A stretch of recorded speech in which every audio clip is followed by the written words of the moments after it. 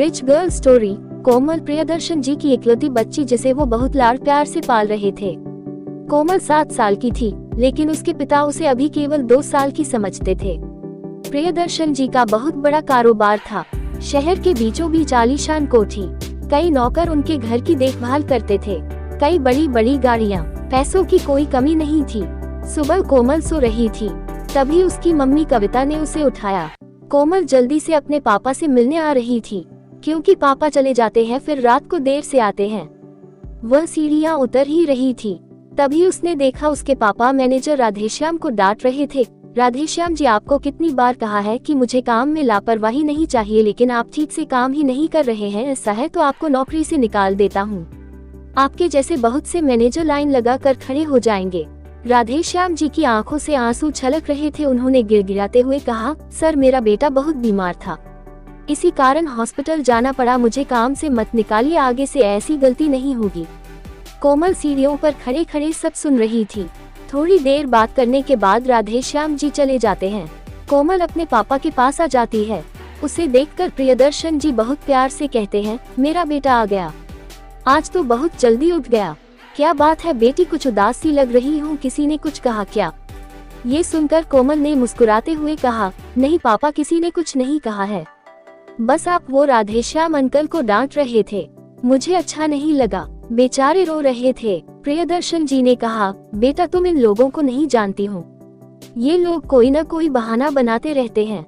आगे से मैं ध्यान रखूंगा कि तुम्हारे सामने ये सब न हो। प्रियदर्शन जी बातें कर ही रहे थे, तभी कविता जी ने आकर कहा, चलो आपको ऑफिस के लिए देर हो रही होगी, कोमल को भी तैयार होकर स्कूल जाना है। कुछ देर में कोमल के पापा चले जाते हैं। कोमल भी तैयार होकर स्कूल चल देती है। स्कूल में भी उसका मन नहीं लगता। घर आकर वो अपनी मम्मी को सारी बात बताती है। मम्मी, हम पैसे वाले हैं तो क्या सब हमारे नौकर हैं? कविता जी ने कहा, नहीं बेटा, ऐसा नहीं है, तुम ये सब मत सोचो। रात को कविता जी ने प्रियदर्शन जी से बात की और उन्हें सब बताया।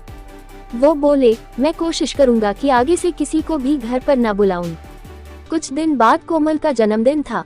कोमल ने स्कूल की कुछ सहेलियों को पार्टी में बुलाया था। उनमें से एक बहुत गरीब घर की लड़की पायल भी थी। उसके पिता चौकीदार थे। पहले तो उसने मना कर दिया, लेकिन कोमल के जिद करने पर वह आने के लिए तैयार हो गए। दोनों बाप बेटी तैयार होकर कोमल के घर पहुंच जाते हैं। कोमल पायल को देखकर बहुत खुश होती है, लेकिन उसके माता पिता पायल और उसके पिता को देखकर बहुत गुस्सा हो जाते हैं। प्रियदर्शन जी कहते हैं, बेटा ये कैसे लोगों से दोस्ती कर रखी है, इन्हें यहाँ से जाने के लिए कहा, नहीं तो मैं भी नौकरों से कहकर इन्हें बाहर करवा देता हूँ। कोमल बोली, क्या हुआ पापा, पायल मेरी सबसे अच्छी दोस्त है। कविता जी कहती है, बेटा दोस्ती बराबर वालों में की जाती है, ये हमारे लायक नहीं है। इनकी बातें सुनकर पायल और उसके पिता वापस चले जाते हैं। कोमल को ये सब बहुत बुरा लगता है। वह किसी से बात नहीं करती।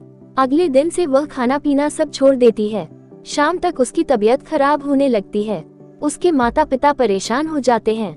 वे कोमल को बहुत मनाने की कोशिश करते हैं, लेकिन कोमल नहीं मानती। वे डॉक्टर को भी बुलाते हैं। डॉक्टर कुछ दवाइयाँ देता है, लेकिन कोमल दवा भी नहीं खाती। इसी तरह 2 दिन बीत जाते हैं। कविता जी का रो रो कर बुरा हाल हो जाता है। कोमल बेहोश सी होने लगती है। अपनी बच्ची की ऐसी हालत देखकर प्रियदर्शन जी बहुत परेशान हो जाते हैं। बड़े से बड़े डॉक्टर भी जवाब दे देते हैं। कविता जी बहुत मुश्किल से कोमल से बात करती है। कोमल उन्हें बस इतना ही कहती है, मम्मी मैं गरीब होना चाहती हूँ, जिससे किसी गरीब का दिल न दुखा पाऊं। ये सुनकर उसके मम्मी पापा को गहरा धक्का लगता है। वे समझ जाते हैं कि उनका गरीबों से भेदभाव ही उनकी बेटी के लिए जानलेवा रोग बन गया है। प्रियदर्शन जी अपनी बेटी से कहते हैं, बेटी आज के बाद मैं किसी का अपमान नहीं करूँगा। कविता जी भी उसे समझाती रही। प्रियदर्शन जी अपनी बेटी से कहते हैं, बेटी आज के बाद मैं किसी का अपमान नहीं करूँगा। कविता जी भी उसे समझाती रही। प्रियदर्शन जी उसे छोड़कर स्कूल पहुंच गए। वहां प्रिंसिपल को सारी बात बताई। उसके बाद वे पायल को लेकर उसके घर गए। प्रियदर्शन जी ने कहा, भाई जी मुझे माफ कर दो, मैंने उस दिन आपका अपमान किया था। मेरी बेटी उसी दिन से खाना पीना छोड़कर बीमार पड़ी है। मुझे पर एक एहसान कर दो, मेरे साथ चलो। पायल के पिता पायल को साथ लेकर उनके घर पहुंच गए। पायल ने कोमल से कहा, देख मैं आ गई, तेरे पापा मुझे लाए हैं और अब वे कभी गुस्सा नहीं करेंगे। प्रियदर्शन जी ने कहा, बेटा अब तो कुछ खले देख, मैंने अपना घमंड छोड़ दिया है। अब मैं अपनी सारी दौलत गरीबों में बांट दूंगा, तू भी अपनी जिद छोड़ दे। कोमल ने हाँ में सर हिलाया। उसके बाद डॉक्टर ने कोमल को जूस पिलाया, फिर कुछ खाने के लिए दिया। प्रियदर्शन जी ने पायल के पिता को अपने पास ही में एक घर बनवा कर दे दिया। उस दिन के बाद से उनको जितना भी फायदा होता, बस अपने खर्चे लायक रख कर सब दान कर देते थे। बेटी की जिद ने एक पिता को जिंदगी का सबक सिखा दिया। अन्य कहानियाँ।